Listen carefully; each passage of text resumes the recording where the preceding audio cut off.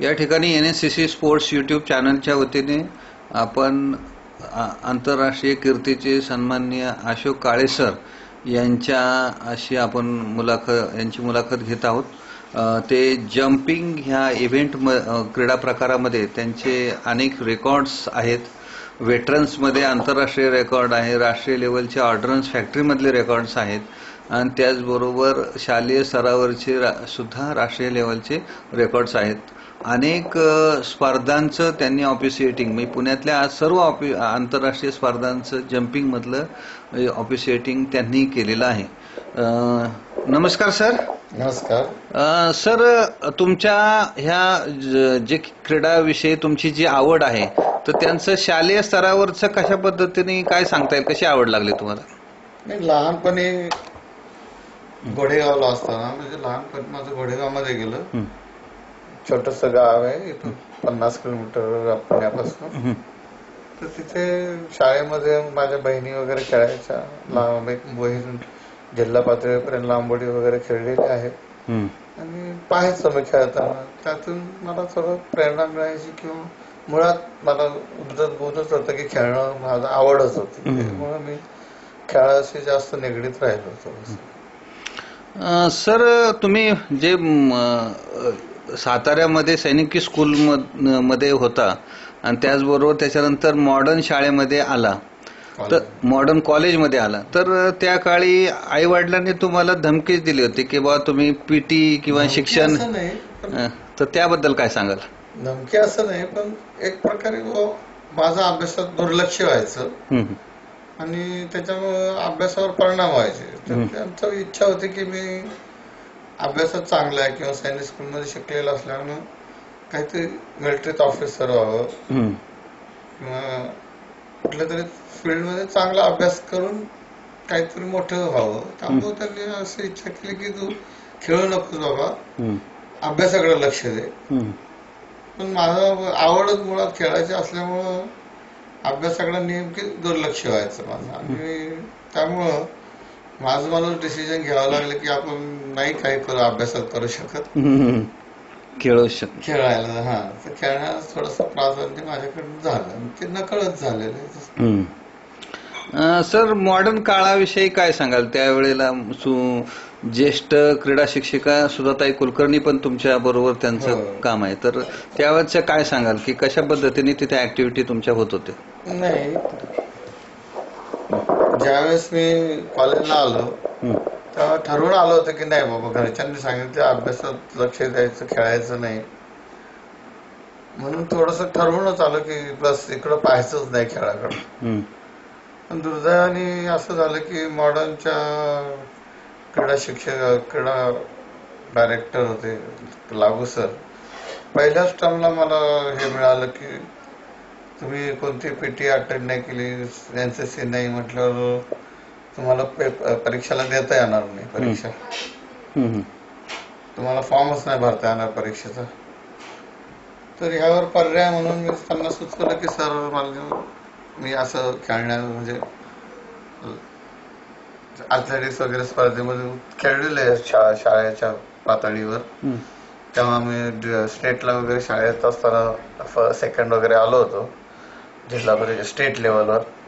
तर म्हटलं मी करू शकतो बघा, त्यामुळं पेटी माफ झाली तर मला करा आणि परीक्षेला बसू द्या। तर ते म्हटले नाही, तसं आम्ही नाही, तुम्ही जिल्हा इंटर कॉलेजिएट काय खेळलात तर तुम्हाला मिळू शकते माफ, पण त्यासाठी तुम्हाला सिलेक्शन वगैरे करून तरच ते होऊ शकतं। मग त्या काळात दिवाळीच्या सुट्टीत त्यांनी सिलेक्शन्स घेतले ऍथलेटिक्सला वगैरे, त्यामुळे माझं सिलेक्शन झालं ऍथलेटिक्स स्पर्धेला।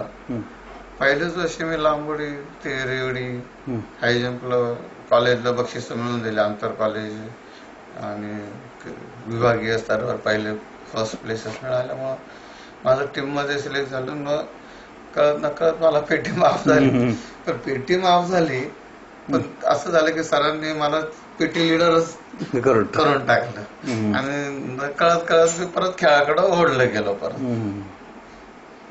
अशा पद्धतीने परत मी खेळाच्या प्रवाहात घुसलो एक प्रकारे।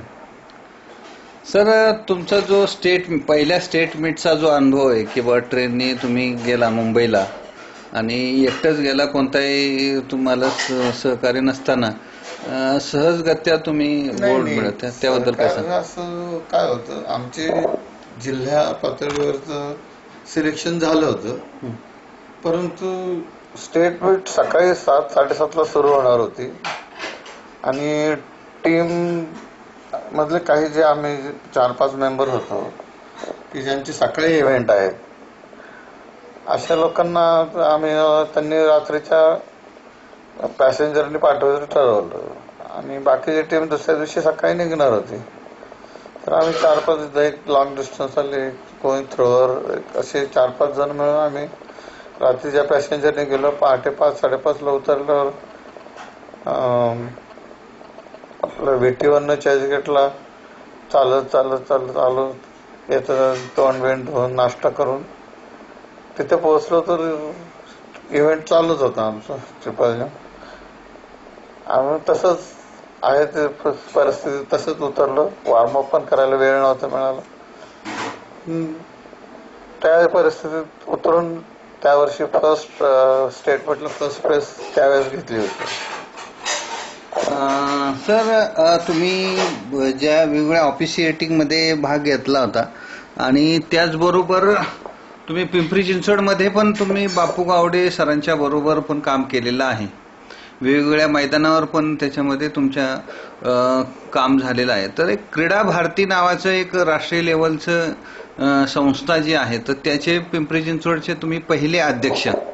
तर त्या संस्थेविषयी आणि त्या तुमच्या कार्याच्या अनुभवाविषयी काय सांगाल? त्याचं आश्चर्य असं झालं की पिंपरी चिंचवडमध्ये ढेंगरा ग्राउंडवर मी ॲथलेटिक्ससाठी मुलांची, कोणतीही मुलं असो, ज्याला कोणाला आवड असेल खेळायची, ज्याला इच्छा आहे ॲथलेटिक्समध्ये प्रॅक्टिस करायची, त्याला कोचिंग द्यायचो. कोणती फी नसायची, काही नाही. ज्याला आवड आहे तो यायचा, प्रॅक्टिस करायचा. आणि माझं त्याच्यातलं जे कार्य पाहून जे संघटित क्रीडा भारतीतले काही होते कार्यकर्ते, त्यांनी अशी इच्छा व्यक्त केली की बा सर, पहा तुम्ही आम्हाला जरा या फील्डमध्ये काही तुम्ही योगदान देऊ शकत असाल तर बघा. आमची इच्छा आहे की तुम्ही हे पाहावं म्हणून. शेखर कुलकर्णी सर वगैरे आले होते. त्यांनी तशी इच्छा व्यक्त केलं, ठीक आहे, मी मान्य केलं आणि मग त्यापासून ते कार्य बघायला लागलो. सर, तुम्ही अनेक राष्ट्रीय लेवलच्या स्पर्धा बालेवाडी परिसरात झाल्या, सनज ग्राउंडला झाल्या, नेहरू स्टेडियमला झालं. तर त्याच्यापैकी काही अनुभव, काही स्पर्धांचा अनुभव काय सांगाल? कोणते मोठे प्लेयर तुमच्या हाताखालून किंवा तुमच्या समोर खेळले गेलेत असे? आम्ही ITC मीटला आता कार्ल लुईस सारखे खेळाडू पण आलेले होते. तसे बरेच राष्ट्रीय आंतरराष्ट्रीय खेळाडू मी स्वतः पण भाग घेतला होता 5 देशीय आंतरराष्ट्रीय स्पर्धेत. ती 1900 मला वाटतं 80 साली 80-81ला नेहरू स्टेडियमवर झाली होती. त्यावेळेस पण मी भाग घेतला होता त्याच्यात. 5 देशांची स्पर्धा. त्याच्यात आपले बालसुब्रमण्यम वगैरे, रेल्वेचा ट्रिपल जम्पर होता आपला इंडियाचा, त्यांनी फर्स्ट प्राइज घेतली होती. आणि बऱ्याचशा अशा स्पर्धांमध्ये त्याच्यात एक university all over India university team match पण झाल्या होत्या आपल्या पुण्यात त्याच दरम्यान. ती पण स्पर्धेचा मी सर, जे बापू गावडे पिंपरी चिंचवड मधले ॲथलेटिक्स मधले सर्वात ज्येष्ठ असे गृहस्थ मानले जातात. मुंबई राज्य असताना त्यांचा 3000 मीटरचा विक्रम पण आहे. 1500 मीटर आणि 5000 मीटरचा असा आहे. तर त्यांच्या बरोबरच्या काळाविषयी तुम्ही काय सांगाल? ती माझी सुरुवातच होती ॲथलेटिक्स मध्ये. जेव्हा मी ॲथलेटिक्स करायचो पण कोणते गायडन्स नव्हतं, तर त्यावेळेस मी शोधत होतो की आपल्याला प्रॅक्टिस कुठे करता येईल आणि कोण आपल्याला गाईड करू शकतो. त्यावेळेस बापू गावडे स्पोर्ट्स क्लब बऱ्यापैकी नावारूपाला होता आणि त्या अनुषंगाने मी त्यांची भेट घेतली.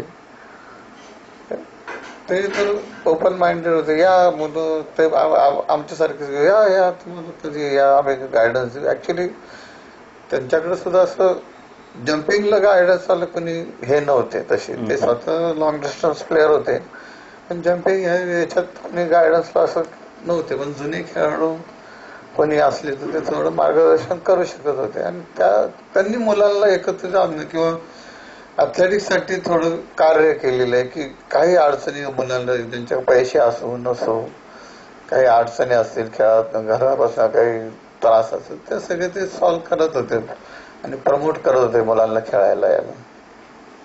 निश्चितच सर, म्हणजे लॉंग जम्प हा क्रीडा प्रकार जो आहे तो म्हणजे थोडासा दुर्लक्षित असा क्रीडा प्रकार म्हणजे तुमच्या बाबतीत तरी घडण्यात आला आणि तुम्हाला त्यामुळे कोचिंग पण मिळालं नाही आणि तुमच्या ज्या कौशल्याला, तुमच्या प्रयत्नाला यश, न्याय मिळण्याची प्रक्रिया पण कमी घडली असं म्हणता येईल का? आता तसं फक्त माझ्या बाबतीत झालंय असं मी म्हणू शकतो. त्यापूर्वी एवढे कोचेसच मुळात अवलंबून नव्हते आणि माहीत पण नव्हते थोडेसे की कोण कोचिंग देतं, कोण करतं. आणि त्याच्यातले बारकावे जम्पिंग इव्हेंटसाठी लागणाऱ्या गोष्टीचे तेवढे अवेलेबल नव्हते की बाजार आपल्याला पण कळू शकत नव्हते की काय करायला पाहिजे काय नाही. त्यामुळं दुर्लक्षित झालं थोडंसं म्हणजे बऱ्यापैकी काय माहीतच नव्हतं थोडक्यात काय लागतं. तर माझ्या इव्हेंट्स मी जम्प करायचं, लॉंग जम्प, ट्रिपल जम्प पूर्णपणे चुकीच्या पद्धतीने मी करत होतो. म्हणजे माझ्याच चुका मला आता माहित आहेत की मी चुकीच्या पद्धतीने करत होतो. तेच जर त्यावेळेस योग्य पद्धतीने केलं असतं तर कदाचित मी अजून वरच्या लेवलपर्यंत खेळू शकलो असतो.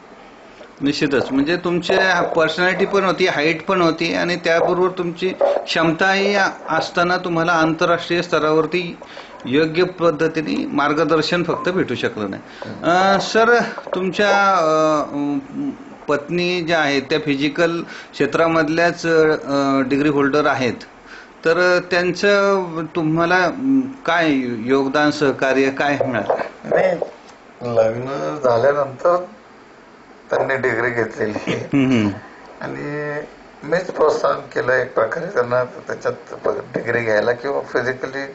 आता मला तर आवड होतीच लोकांना ते कोचिंग करायची, तर म्हटलं चला त्यांच्याबरोबर त्यांनी पण केलं तर अजून फायदा होईल मुलांना. आणि फक्त माझी खेळाची आवड त्यांनी जोपासली बऱ्यापैकी की खेळा, तुम्हाला काय खेळायचं ते मी घर सांभाळावे, बाकीचं सगळं बघेल, तुम्ही मात्र मोकळेपणे खेळा असं म्हणता येईल. सर, तरुण जी मुलं आहे आजकाल, तर त्यांना काय तुम्ही मार्गदर्शन करा? तरुण मुलांचं खरं पाहिलं तर पर्सेंटेज ग्राउंडवर येण्याचं खूप कमी झालेलं आहे. आणि जे कोणी आहे म्हणजे फार सगळं अंग झोकून मी जे म्हणाल त्या पद्धतीने ग्राउंडवर उतरत नाही.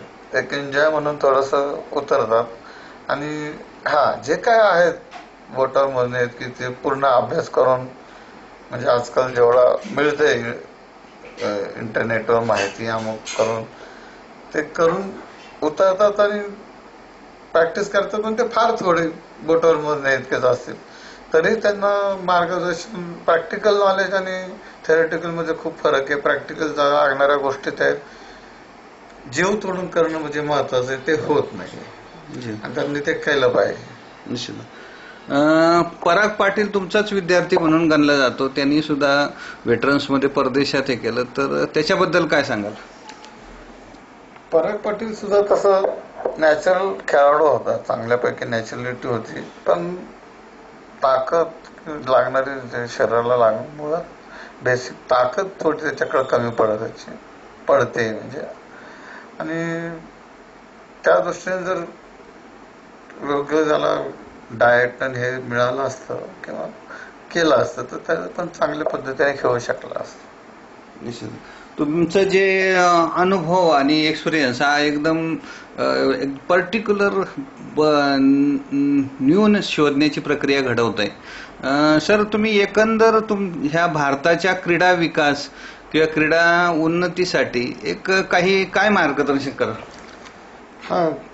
खरं पाहिलं तर शालेय लेवल पासून ज्या मुलांना खेळाची आवड आहे आणि ज्यांच्यात बेसिक पॉवर आहे, नॉलेज पॉवर आहे, थोडक्यात की नॅचरल ॲबिलिटीज ज्यांच्याकडे आहेत त्या ओळखून मुलांना त्या दृष्टीने मुक्तपणे खेळून द्यायला हवं आणि त्या दृष्टीने त्यांच्यावर कोचिंग व्हायला हवं की ज्याच्यात जे नॅचरल ॲबिलिटीज आहेत त्याप्रमाणे त्यांचं कोचिंग व्हायला हवं.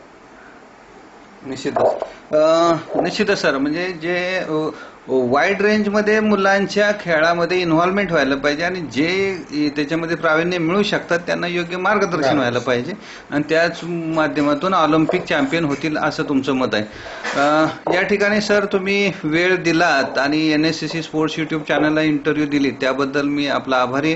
धन्यवाद सर. धन्यवाद.